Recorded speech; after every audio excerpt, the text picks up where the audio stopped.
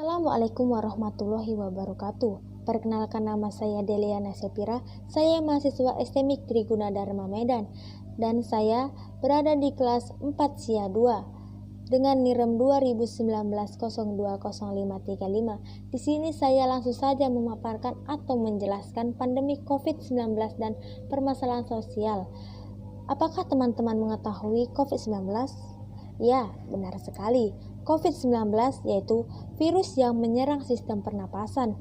Penyakit karena infeksi virus ini disebut COVID.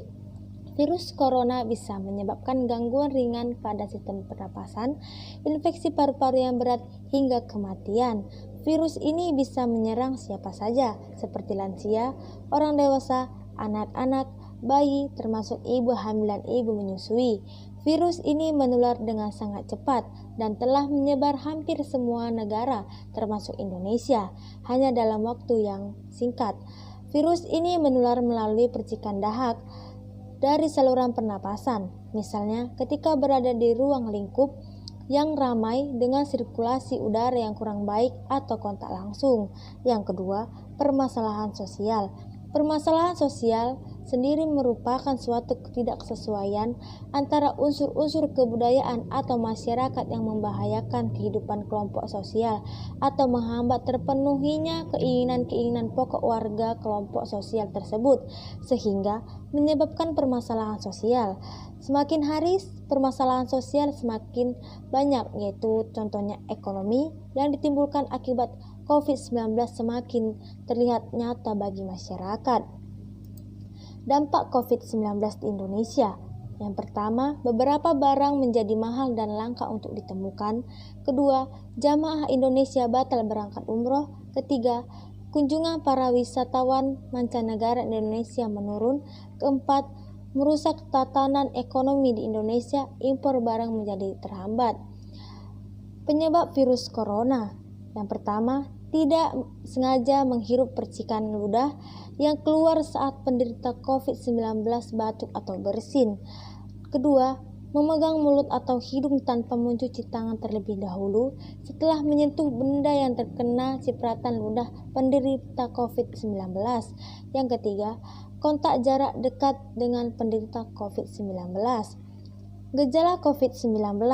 Yang pertama, demam. Kedua, batuk kering. Ketiga, sesak nafas. Keempat, diare.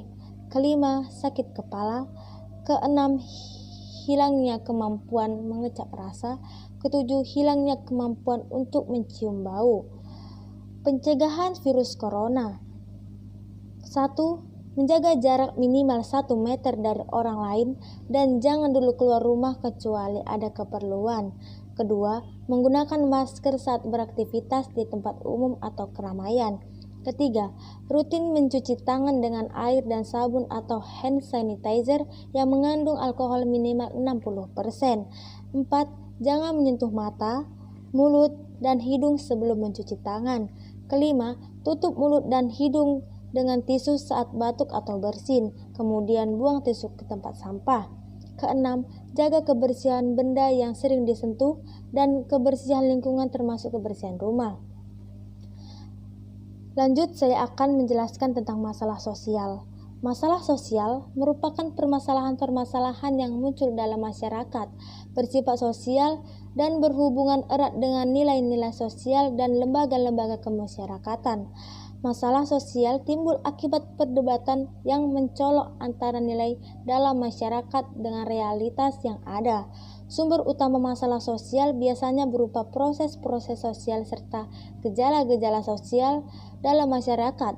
Ketika proses sosial dan gejala sosial memberikan dampak negatif bagi kehidupan masyarakat, maka proses sosial dan gejala sosial tersebut dapat berubah menjadi masalah sosial. Faktor penyebab terjadinya masalah sosial. Yang pertama, yaitu faktor ekonomi. Yang kedua, faktor budaya. Yang ketiga, faktor biologis. Yang keempat, faktor psikologis. Contoh masalah sosial. Bunuh diri adalah fenomenal sosial. Penyebab orang bunuh diri bermacam-macam. Masalah ekonomi seperti kesulitan finansial, atau terlilit hutang sering memicu orang nekat bunuh diri. Penyakit fisik menahan dan putus cinta juga jarang membuat orang depresi lalu bunuh diri. Solusinya, oleh karena bunuh diri adalah masalah sosial, solusi pencegahannya bisa bersifat sosial. Misal, peningkatan solidaritas sosial dengan tetangga atau orang sekitar, aktif berkomunikasi, terutama komunikasi keagamaan menjadi relevan kegiatan sosial. Yang kedua yaitu masalah sosial yang satu ini sekilas sangat sepele, namun berdampak buruk bagi masa depan bangsa. Rendahnya minat baca berkolerasi dengan rendahnya antusiasme terhadap ilmu pengetahuan dan daya pikir kritis. Penyebab rendahnya minat baca pada tataran institusional adalah sistem pendidikan kita yang tidak mendukung peningkatan minat baca literatur kritis. Solusinya yaitu pembiasaan membaca dengan memperbanyak tugas mereview tulisan opini sejak singkat sekolah dasar. Ketiga yaitu pengangguran terdidik adalah salah satu masalah sosial paling ironis. Bagaimana tidak? Alih-alih menjadi sosial masalah, kaum terdidik malah urun masalah sarjana menggugur jelas masalah sosial. Solusinya, tidak selalu memilih-milih pekerjaan, program kewirausahaan sosial, penyediaan beasiswa pendidikan tingkat lanjut. Dan begitu saja yang bisa saya sampaikan tentang COVID-19 dan permasalahan sosial. Lebih kurangnya saya minta maaf atas semuanya. Billahi taufiq wal hidayah. Wassalamualaikum warahmatullahi wabarakatuh. Salam sejahtera bagi kita semua.